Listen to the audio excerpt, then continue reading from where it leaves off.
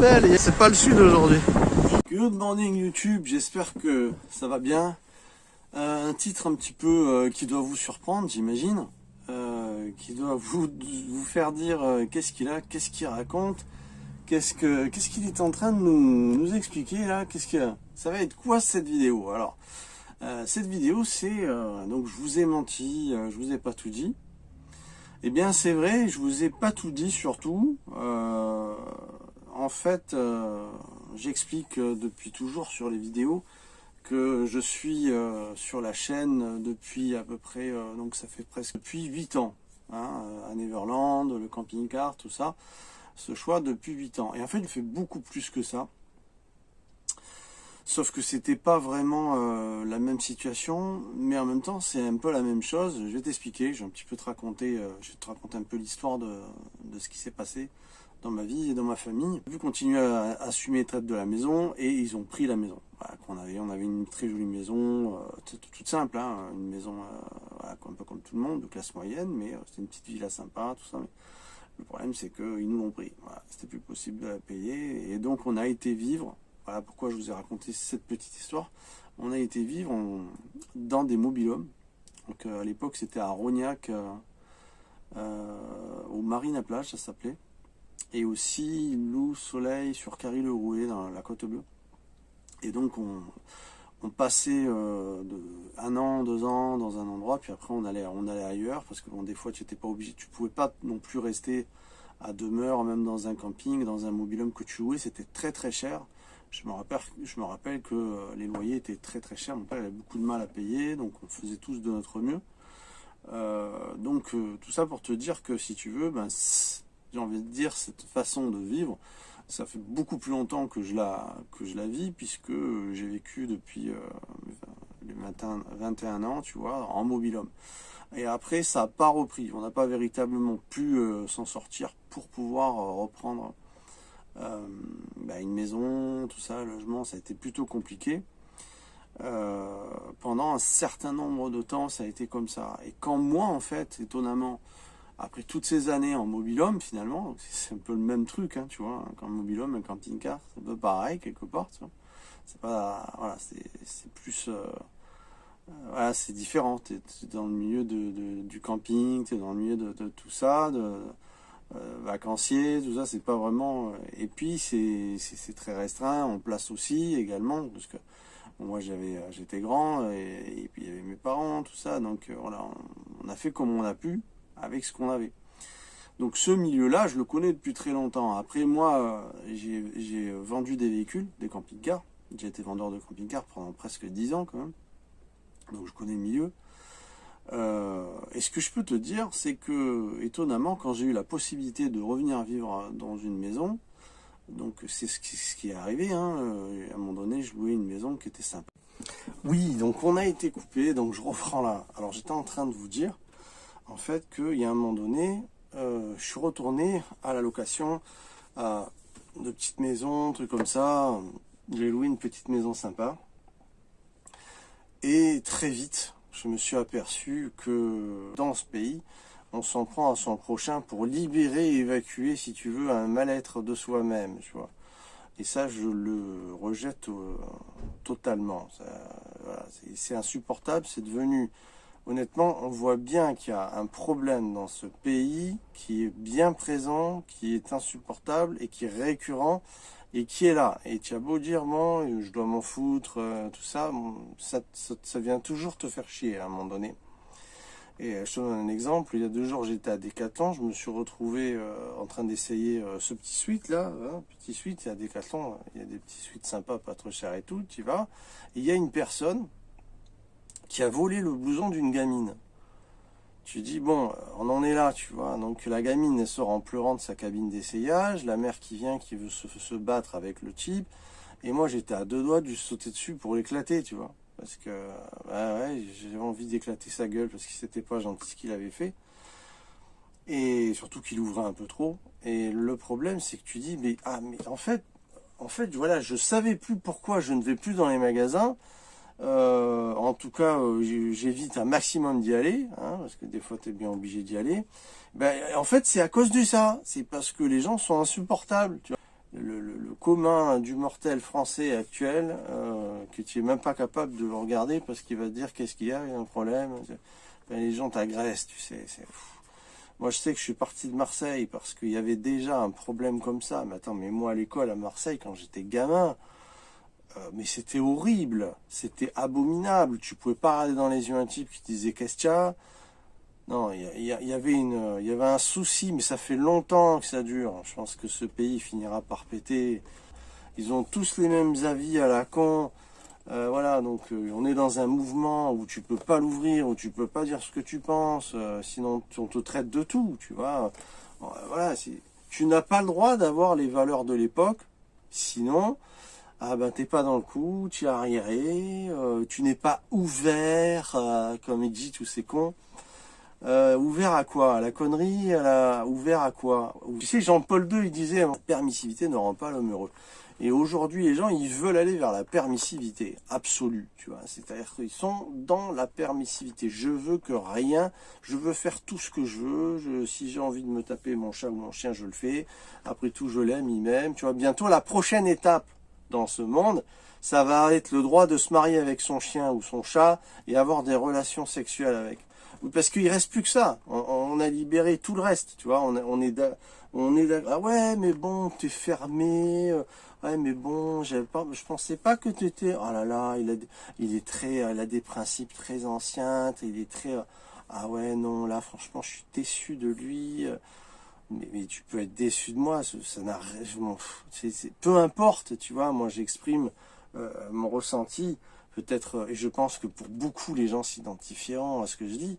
Mais moi, je pense que la prochaine étape, c'est se marier avec son chien ou son chat. Et, voilà, on en est là, c'est complètement starbé, c'est n'importe quoi. Enfin, écouter les gens, regarder leur comportement, tu t'assois un moment sur un banc, tu les regardes passer, tu regardes. Moi, je m'amuse des fois. Je regarde, je me dis, ah ouais, d'accord. Ah, c'est pour ça que je suis en retrait. Avant, c'était Mobilhome, mais ça reste vraiment le truc. Et puis, finalement, de revenir à la civilisation, entre guillemets, parce que je ne l'ai pas quitté non plus, il faut arrêter, hein. Si j'ai un mal de dents, je vais au dentiste, hein. Et je suis bien content de le trouver, voilà. Bon, après, moi, tu le sais, je suis pas au RSA, je paye des impôts, je paye l'URSSAF tous les mois, j'ai la CFE à la fin de l'année, voilà, je suis comme tout le monde, hein. Il n'y a pas de ouais, et je paye mes impôts comme tout le monde, et crois-moi, c'est chaud. C'est chaud parce que le peu que tu as, il t'en mange plus que ils bouffent tout, quoi. Si tu calcules mois par mois ce qu'ils te prennent, une CFE à la fin de l'année, les impôts sur le revenu, une fois par an finalement, si tu enlèves tout ça, tu enlèves toutes les TVA que tu payes tous les jours quand tu achètes des légumes, de l'essence, tous les impôts que tu as, surtout finalement, si tu calcules, regarde ce que tu as gagné, regarde ce qui te reste. Regarde bien, tu vois. Voilà, tout ça pour dire que, bon, je sais pas, je sais, sur ce thème-là, je vais raccrocher le truc, mais ce que je voulais te dire, et j'avais envie de parler avec toi, voilà, je fais une petite clin d'œil d'ailleurs à Rémi et François, ils se reconnaîtront, ils sauront pourquoi, merci, et en fait, il y a, dans cette vidéo, il y avait une envie de vous expliquer que finalement, ça fait longtemps que je connais ce milieu. J'ai envie de te raconter que finalement, cette aventure, elle est là depuis très longtemps. Puis Neverland, c'est une chaîne qui tient et qui tiendra. On a essayé de la brûler en piratage, mais on a réussi à la récupérer. Mais quand bien même, j'aurais repris, tu vois. Parce que je vais pas lâcher les gens, le partage que j'ai avec eux dans les discussions. Il y a des gens qui me remercient. Il n'y a pas que les connards qui te pourrissent tous les jours. Parce que oui, tous les jours, je suis pourri en commentaire. Alors, la plupart sont bloqués par YouTube parce que YouTube filtre énormément. Mais tu peux aller les voir. Et, et si tu as envie de te faire du mal, va faire un tour. Tu vois, va faire un tour, tu vas être surpris. Et là, tu vas tomber sur des gens qui t'expliquent des trucs abominables sur ta personne et que tu comprends pas. Et après, tu dis, ah bon, d'accord. Donc finalement, cette personne est tellement malheureuse dans sa vie, elle est tellement mal qu'elle vient s'en prendre à moi, en fait. Parce qu'il n'y a pas d'autre explication, finalement. Parce que quand on est heureux, on va pas dire du mal des autres. C'est pas possible. T'as pas le temps quand t'es heureux. Il n'y a que quand t'es malheureux que t'as le temps d'emmerder les autres. Ou quand tu fous rien de ta vie aussi, tu vois. Si t'es un con qui fout rien de ta vie, parce que tu sais, la plupart du temps, t'es un bon à rien déjà là-dedans, dans ta tête, tu vois.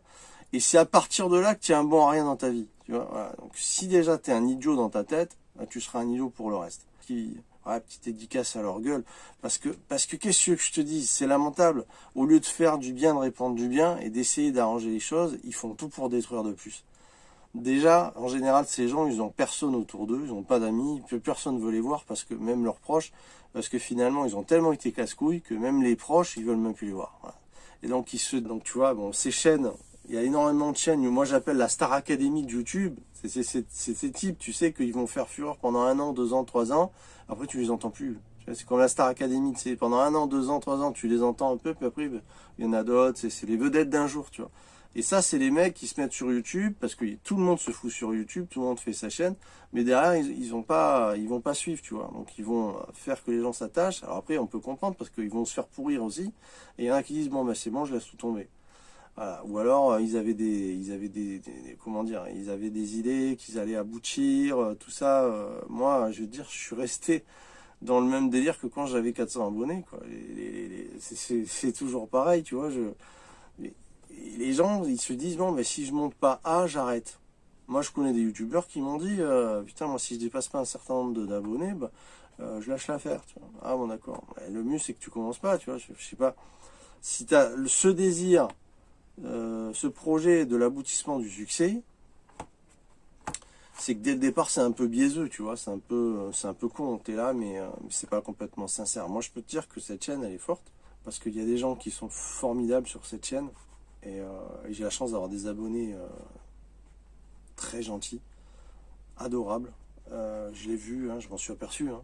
Je suis très, très vite aperçu. Et heureusement que vous êtes plus nombreux, aux 3/4, que les 10 cons qui viennent de temps en temps. Il y a plus de gens. Et c'est ça le truc, c'est qu'il faut regarder, il faut se focaliser majoritairement sur le bon côté. Ouais, c'est ça le combat finalement, c'est ça. Parce que comme il dit Stallone, tu vois, dans Rocky 5, il dit on frappera jamais plus fort que la vie. Tu frapperas jamais plus fort que la vie. Elle va te mettre la tête à terre et elle va te coller à terre le plus qu'elle pourra.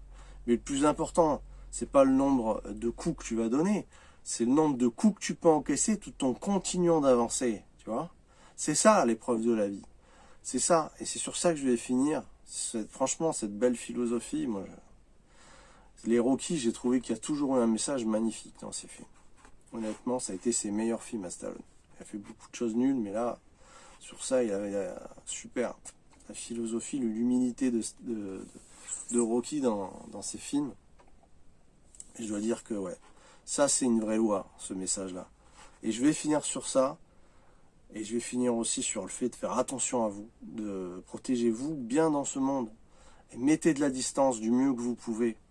Hein, mettez de la distance du mieux que vous pouvez, allez vous recueillir dans la nature, vous décentrez et puis peut-être vous éloigner un peu de la civilisation, comme j'aime le dire, vous éloigner un max. Moi je sais que je fais les commissions, les sorties, c'est toujours là où il y a le moins de monde, entre midi et 2 ou des trucs comme ça, ou avant une fermeture, tu vois. Je suis obligé, quoi. Je m'arrange parce que je veux plus constater l'insupportable, tu vois, c'est trop blessant de voir comment les gens se comportent. Et c'est comme par exemple, il y a des gens qui te parlent et qui t'envoient des mails, et tu es agréable, sympathique, et puis tu envoies des mails cash, désagréables et tout, et ça m'est encore arrivé aujourd'hui. Et non, je peux plus supporter des choses pareilles, tu vois. Pour moi, il y a une décence à avoir. Et les gens qui n'ont pas la décence avec toi, distance. Distance, parce que c'est pas la peine. Sans colère, sans souhaiter quoi que ce soit de mal. Distance et retrouve ta paix. Voilà. Que la paix soit avec vous, mes chers amis. Je vous embrasse. On se retrouve dans les vidéos. Et mettez la cloche pour voir régulièrement les vidéos. Abonnez-vous pour qu'on reste en contact si vous êtes tombé par hasard. Et puis, on se retrouve dans les vidéos. Vous savez qu'il y a de belles vidéos qui vont arriver. J'ai hâte de vous les présenter. Merci d'avoir vu cette vidéo. Et merci pour ceux qui mettront un pouce. Ciao, ciao tout le monde.